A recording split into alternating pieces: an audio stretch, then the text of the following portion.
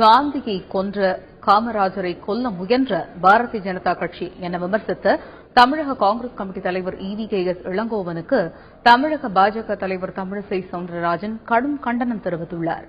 இந்த விவகாரம் தொடர்பாக தந்தை டிவி செய்தியாளர் எழுப்பிய கேள்விகளுக்கு அவர் அளித்த பதிலை இப்பொழுது பார்ப்போம். EVKS இளங்கோவனிடமிருந்து இதைவிட வேறு எதையும் நான் எதிர்பார்க்கவில்லை. இன்னொன்று, லட்சக்கணக்கில் இலங்கையில் நம் தமிழ் சொந்தங்களை கொன்று குவித்தவர்கள் இந்த எங்களை பார்த்து கொலைகாரர்கள் என்று சொல்கிறார்கள். இன்னொன்று, அவர் சொன்ன குற்றச்சாட்டுகள் அத்தனையும் நீதிமன்றத்தில் இல்லை என்று நிரூபணமானது. அதனால் மறுபடியும் அவர் இதை சொல்லிக் கொண்டிருந்தால் மக்களும் நம்பப் போவதில்லை.